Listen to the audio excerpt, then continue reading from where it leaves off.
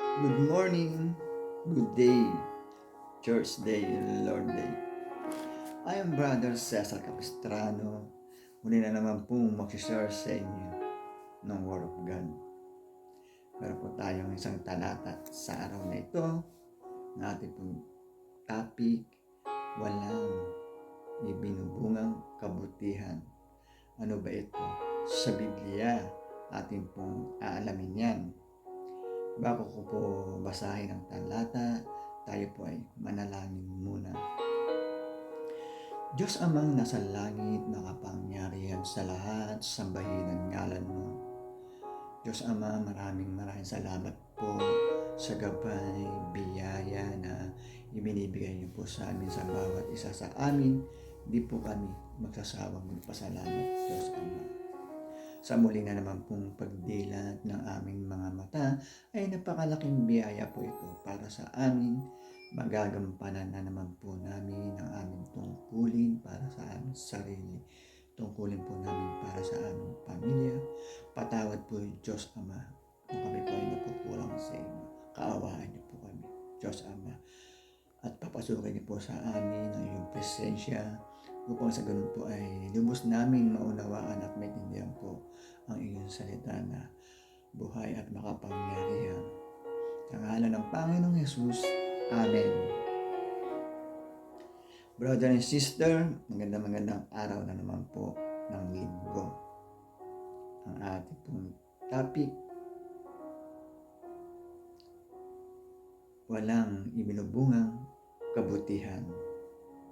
Ang talata po ay nasa Efeso chapter 5 verse 11. Akin na pong babasahin. Verse 11. Huwag kayong makikisama sa mga taong gumagawa ng mga bagay na walang ibinubungang kabutihan. Mga bagay na dulot ng kadiliman. Sa halip ay ilantad ninyo sila at ang kanilang mga gawa. Amen, brother and sister. Napakaganda po ng ating nabasa mula sa Biblia. Sa nila naman po ng talata, huwag na po tayong makisama sa mga taong gumagawa ng kadiliman. Ito po yung mga gumagawa ng mga masasama, gumagawa ng hindi kalugod-lugod sa kapwa, at gumagawa ng hindi kalugod-lugod sa ating Diyos amang nasa langit. Pag tayo po ay mayroong kilalang tao o tayo po ay nabiktima na rin ng isang tao na tayo po ay naloko, lalong-lalo na po sa pagdating sa pera o anumang klaseng pagloloko anumang klaseng merong kaugalian ang isang tao na nakakaapekto o nakakapangloko ng kapwa. Sa nilalaman po ng talata ay atin po itong ibunyag, ilantad ang kanyang mga gawa upang sa ganun po ay hindi na siya makapangloko ng ibang tao. Alam naman natin sa mundong ito na ating ginagalawan meron tayong mga taong gumagawa na hindi mabuti sa kapwa. Kaya sa nilalaman po ng talata na pinagtitibay para makaiwas po ang ibang tao o yung iba nating kakilala na hindi na sila maloko.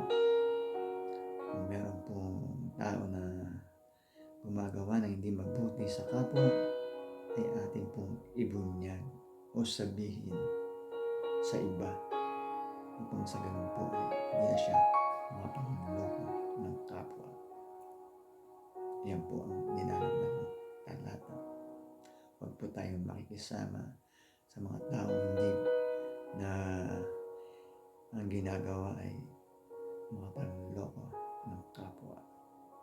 Huwag po tayong makikisama.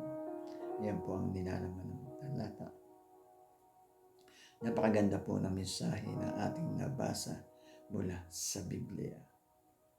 Kaya po sana ay wag po tayong magsawang makinig every Sunday na aking pong ibinabahagi na salita ng Diyos na buhay at makapangyarihan upang sa ganun pa magkaroon tayo ng kaalaman, gabay at kontrol dito sa sanlibutan.